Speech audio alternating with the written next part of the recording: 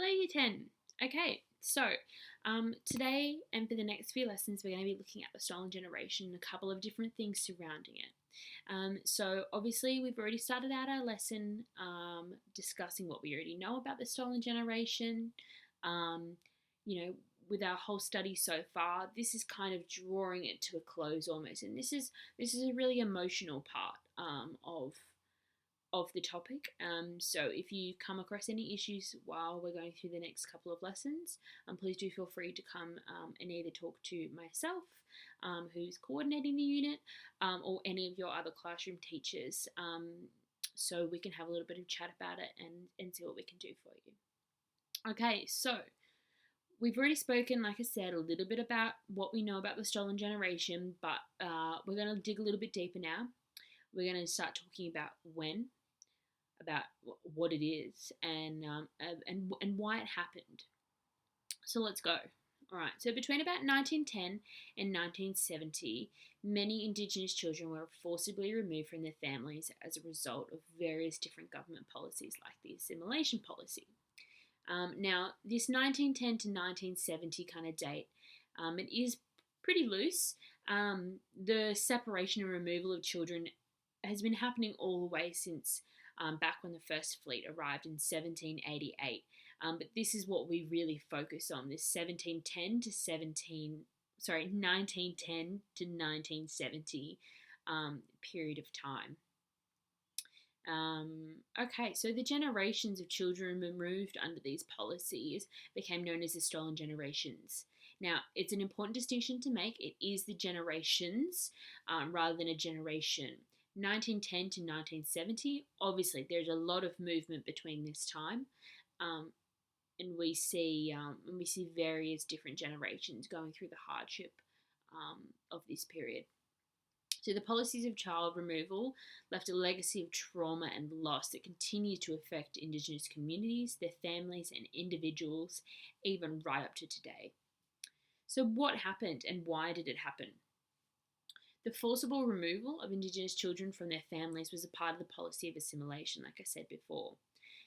Assimilation, we've already spoken a little bit about it right back at the beginning of the topic, but assimilation is basically, in this sense, it was an assumption of black inferiority and white superiority. So essentially, the white European Australians believed that ultimately they were just better than the black Indigenous people of Australia. And essentially, they proposed that the Indigenous people should be allowed to die out through a process of natural elimination. Where possible, they could assimilate into a white community, but this often wasn't particularly successful. So children were taken from their parents as part of the stolen generation, and they were targeted, solely children. And they were taught to reject their Indigenous heritage, and white culture and traditions were forced upon them. Their names were often changed, and they were forbidden to speak their traditional languages. Some children were adopted or fostered into white families, and many more were placed into institutions and missions where their abuse and neglect was incredibly common. During this period of time, like I said, there was an incredible amount of abuse, and this is where a lot of the trauma stems from for our Indigenous friends of Australia. Assimilation policies focused on children, like I said before. They were considered more adaptable to white society than Indigenous adults. They particularly also targeted half-caste children. Not just them, but even more so. So half-caste, which is now considered an incredibly derogatory term for Aboriginal or for people of both white and Aboriginal parentage, were considered the most vulnerable to removal. They thought they would be able to assimilate them more easily into the white community because of their lighter coloured skin. They hoped then that these half-castes would then marry a white wife or husband, and then they would have children who lost even more of their aboriginality, and eventually, like we spoke about just before, they would die out, unfortunately. So assimilation including the child removal policies, essentially failed its aim of improving the lives of Indigenous people. The whole aim of this, the stolen generation period was to, or they honestly believed that they were doing the right thing, that they were taking these children to a better life. Um, More often than not, the parents were tricked into feeling like as if the children were going to get an education, but unfortunately, they would to never return, basically. Um, Other issues that stemmed, we have the homes that the children were in, homes such as the Bombardary Children's Home, the Cootamundra Domestic Training Home. These ones were considered some of the worst.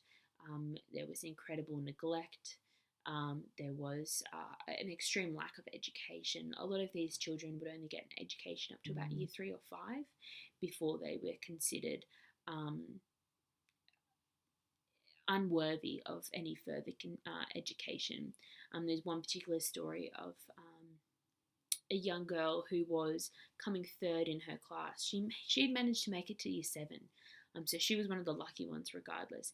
But she was coming third in her class, and the headmaster wrote on her comment on her report card at the end of the year saying, Maggie is a great student. Unfortunately, she will be going no further, or something to that extent. These children weren't taken seriously for their intellectual abilities, and were treated more so as someone that would be good as a servant, or as someone doing kind of like the dirty work of society per se.